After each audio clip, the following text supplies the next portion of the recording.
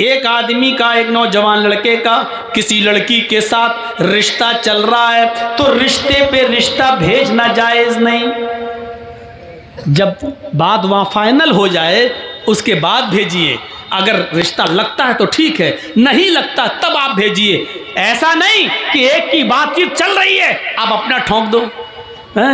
वो अरे वहाँ छोड़ो यार, मेरा बेटा डॉक्टर है, अब उसने वहाँ छोड़ दिया, डॉक्टर है, हाँ डॉक्टर, चलो इसको कर दें। ये गलत है, नाजायज़ है, हराम है इस्लाम के अंदर। जब तक एक जगह बात चल रही है चलने दो। इसी तरीके से 2-4 दुकानें आसपास किसी की हैं तो आवाज़ देकर बुलाना, ये इधर आओ। नहीं, वो आदमी जिसकी दुकान पे आना चाहे आ जाए, किस्मत। हाँ, एक जगह अगर वो बातचीत चल रही है तो दोबारा नहीं ठोकना चाहिए ना, साहब इधर आओ, उससे हमारे पास उससे भी अच्छा है। नहीं, जब तक उधर से फाइनल ना हो जाए और जब वो वहाँ पसंद ना आए, उतर जाए उसकी दुकान से, तब आप ये कह सकते हो भाई साहब आइए मेरी दुकान पर भी आप देख लीजिए, शायद आपको मेरी दुकान का कपड़ा पसंद आ जाए। ये भी उसी तरीके से है। इसी तरीके से रिक्शे वाले आपस में खड़े रहते हैं, हाँ साहब कहाँ जाओगे, वो बताओ कहाँ जाओगे, एक से बात चल रही, दूसरा अपना रिक्शा लेके आ गया, हाँ भाई कहाँ जाना है, बोलो। नहीं, जब तक उससे फाइनल ना हो जाए तुम अपने सवारी अपना रिक्शा लेके नहीं आ सकते हो, वरना नाजायज तरीके से माल का खाना हो जाएगा। हमें हमदर्दी अपनाना है, हमें हमदर्दी देखना है, हमें एक दूसरे की हमदर्दी हमारे दिलों में पैदा होना चाहिए। या इन्नमल मुमिनून इख्वा, मोमिन तो मोमिन के लिए भाई होता है, एक मुसलमान तो दूसरे मुसलमान के लिए भाई होता है। मेरे भाइयों, एक चीज और बता दूं, एक होता सगा भाई और एक होता ईमानी भाई। आओ एक नई चीज आपको बताता हूं। मैं और मेरा ये भाई सगा है, बाप एक माँ एक, दोनों एक माँ बाप की औलाद हैं, इसको क्या बोलते हैं, सगा हकीकी भाई। और एक वो है कलमा पढ़ लिया ला इलाहा इल्लल्लाह, आप हिंदू हैं या मुसलमान हैं या सिख हैं या ईसाई हैं और आप इस्लाम ले आए, अशहदु अल्ला इलाहा इल्लल्लाह व अन्ना मुहम्मदन अब्दुहु व रसूलुहु, तो आप भी हमारे इस्लामी भाई हो गए। ये क्या हुआ, इस्लामी भाई, ये हकीकी भाई, ये इस्लामी भाई। सुनिए, इन दोनों में बड़ा रिश्ता कौन सा है, एक हकीकी भाई और एक इस्लामी भाई। अब आप कहोगे कि ना हकीकी भाई एक ही बाप की औलाद, नहीं, इन दोनों में अहमियत के हामिल और काबिले रश्क रिश्ता कौन सा माना जाएगा, जो इस्लाम लाया है और कलमा जिसने पढ़ लिया है, इसकी जो अहमियत होगी वो इसकी नहीं है।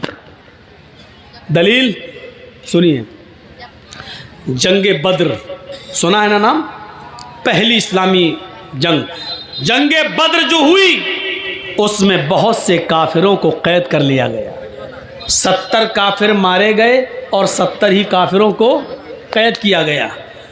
उन कैदियों में एक कैदी थे अदी इब्ने उमैर, एक कैदी थे अदी इब्ने उमैर, ये भाई थे हजरत मुसाब इब्ने उमैर के, दोनों सगे भाई, बाप का नाम उमैर, बाप के 2 बेटे, एक का नाम मुसाब, एक का नाम अदी।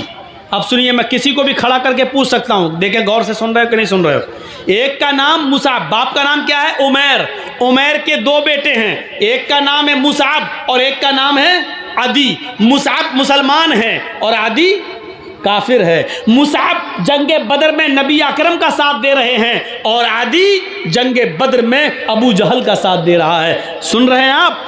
अब इसको आपने समझ लिया। अब समझने के बाद आइए अब दिखाता हूं मैं मंजर। जंगे बदर जब खत्म होती है तो 70 काफिर कैद किए जाते हैं। उन काफिरों में मुसाब इब्ने उमैर का भाई अदी इब्ने उमैर भी गिरफ्तार कर लिया जाता है। अल्लाह के नबी ने महबूस कैदी काफिरों के बारे में हुक्म दिया, इन कैदियों के बारे में कि इनको बेड़ियां पहना दो ताकि ये भाग न जाएं, हाथों में हथकड़ियां और पैरों में बेड़ियां डाल दो।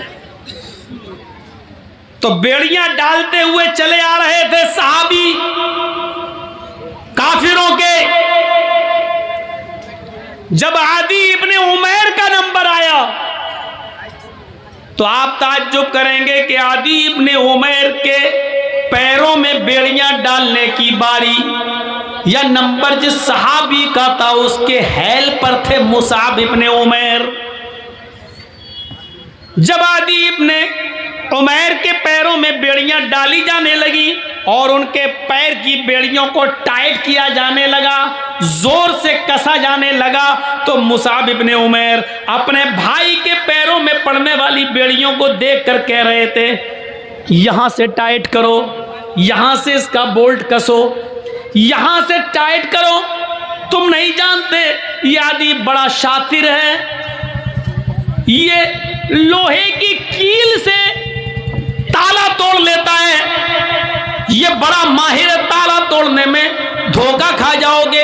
यहां से टाइट करो, यहां से लूज करो, यहां से कसो, यहां से बोल्ट और नट इसका टाइट करो। ये मशवरा दे रहे थे सहाबी को अपने भाई आदि के बारे में।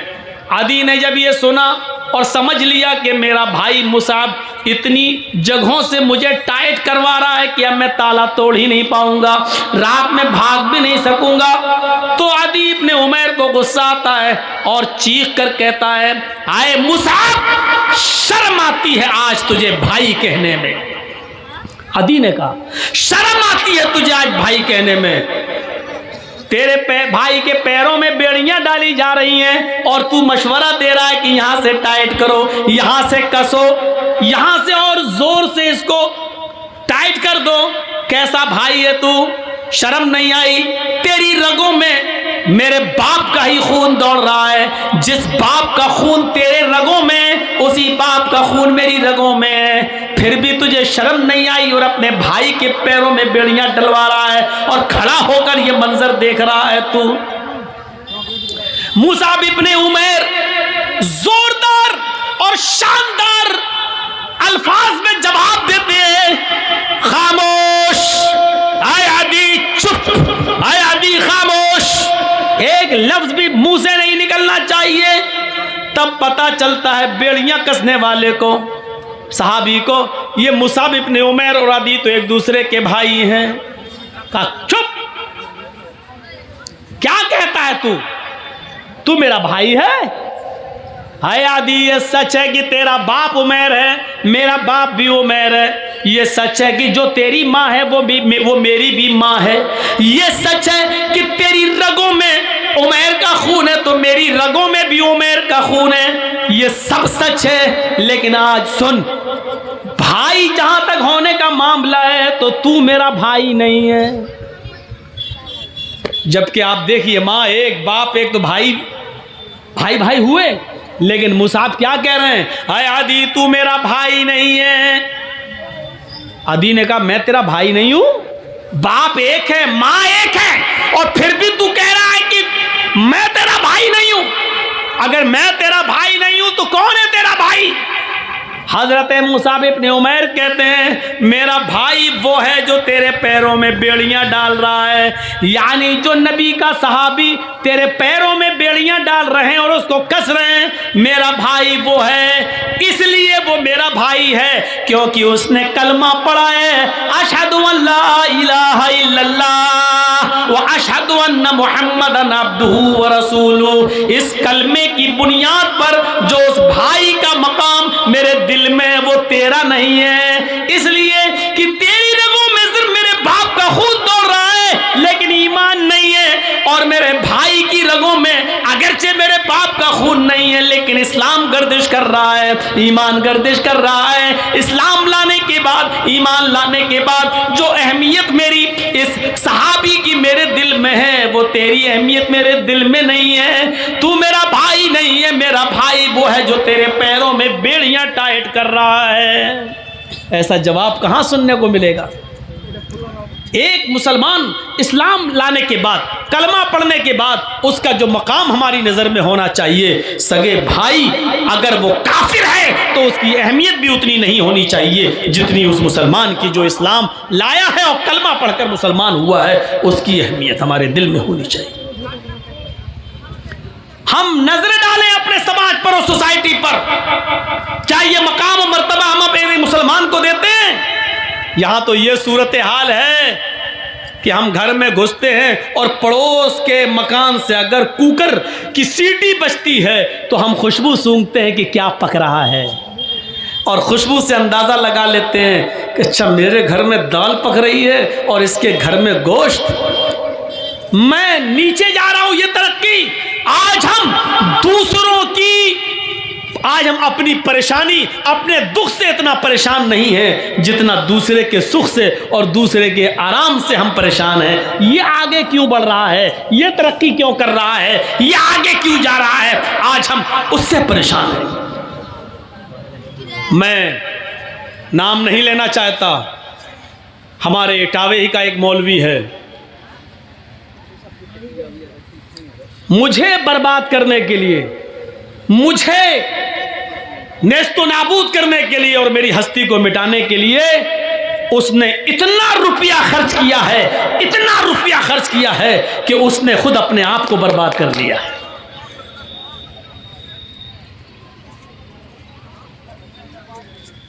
उंगली से लेकर, एड़ी से लेकर चोटी तक का जोर लगा दिया है उसने।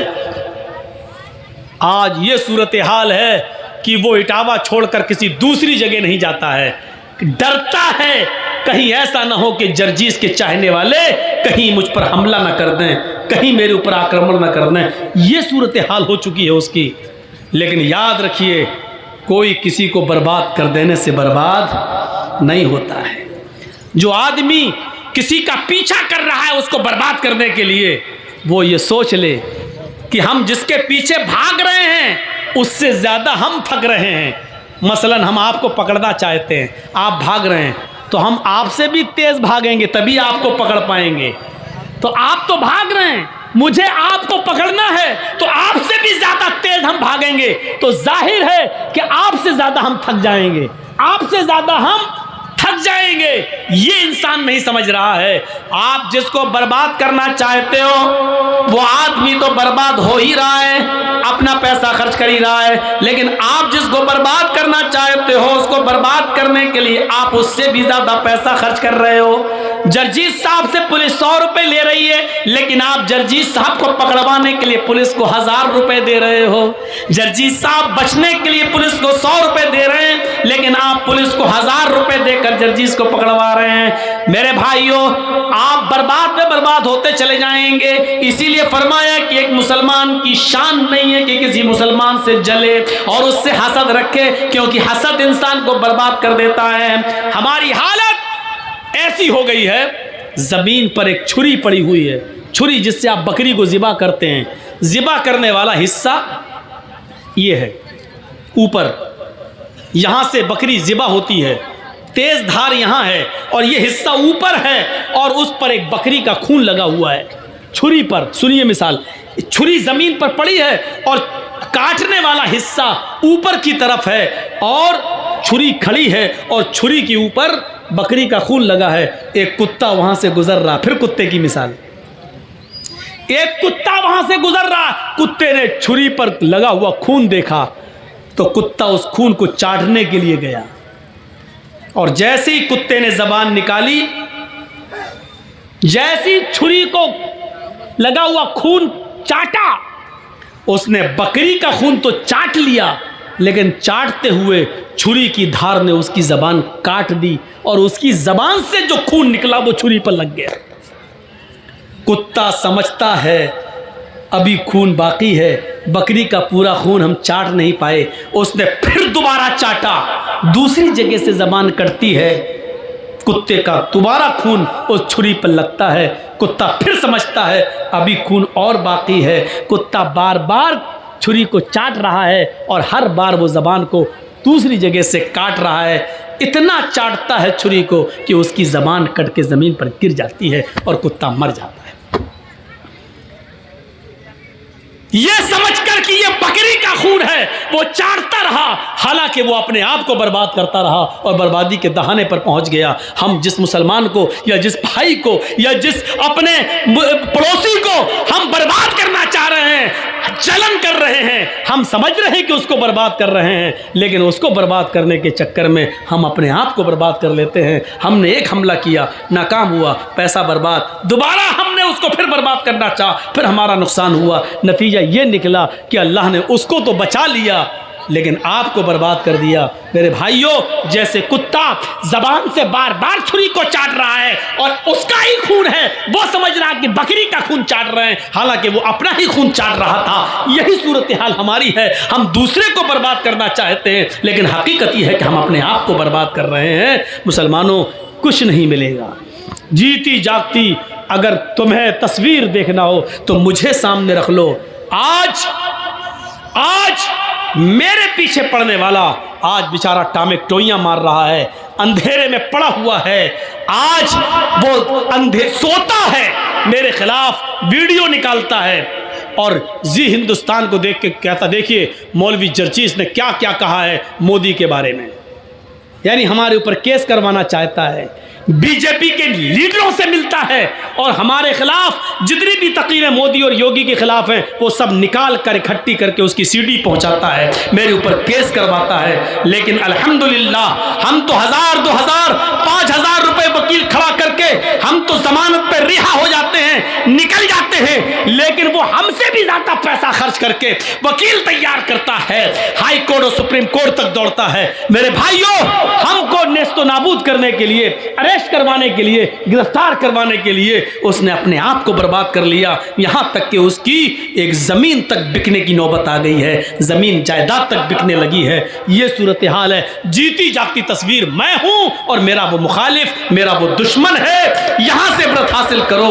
अल्हम्दुलिल्लाह वो जितना मुझे प्रोग्रामों से रोकना चाहता है, मेरे पास डेटें खाली नहीं है, हम दे नहीं पाते हैं किसी को प्रोग्राम। रमजान तक एक डेट हमारे पास खाली नहीं है। मुझे अफसोस होता है कि लोग आते हैं बेचारे मिलने और हम डेट नहीं दे पा रहे हैं। ये सूरत हाल है, क्योंकि हम सिर्फ बिहार और बंगाल ही के लिए नहीं है, हमें हैदराबाद, आंध्रा भी देखना होता है, हमें हरियाणा भी देखना होता है, हमें राजस्थान भी जाना होता है, हमें दिल्ली भी जाना होता है, हमें महाराष्ट्र भी देखना होता है, हमें पंजाब भी देखना होता है। हमारे पास बहुत से स्टेट, हमें हर जगह बुलाया जाता है, इसलिए हर जगह का एक एक कोटा होता है, इसलिए मजबूर हैं। बिहार में अगर मुझे महीने में 5 देना है तो 5 ही दूंगा, 6 नहीं दे सकता। बंगाल में अगर महीने में 5 देता हूं तो 5 ही दूंगा, 6 नहीं दे सकता, क्योंकि हर जगह का अपना एक कोटा होता है। तो मेरे भाइयों, मजबूर होते हैं हम कि जब 10 प्रोग्राम हमारे बुक हैं तो 11वां वाला बेचारा मायूस होकर जा रहा है, लेकिन मजबूर हैं, हमें और भी जगह जाना है।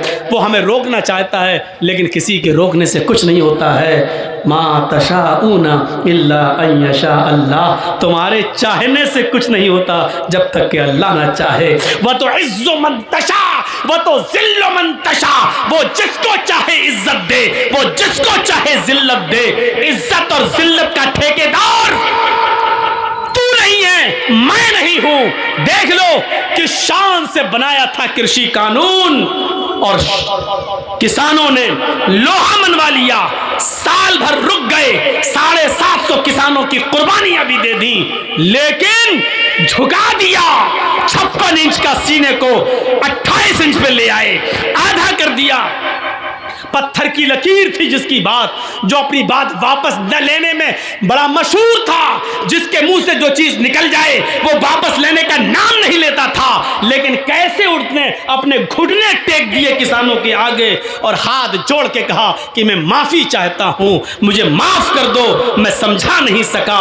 कहाँ वह तो इज्जो मन तशा, वह तो जिल्लो मन तशा। इज्जत व जिल्लत का मालिक मोदी नहीं है, इज्जत व जिल्लत का मालिक योगी नहीं है, इज्जत व जिल्लत का मालिक इमरान खान नहीं है, इज्जत व जिल्लत का मालिक सलमान किंग सऊदिया का बादशाह नहीं है। इज्जत व जिल्लत का मालिक अल्लाह रब्बुल आलमीन है। वो जिसको चाहे इज्जत दे, जिसको चाहे जिल्लत जलील करे।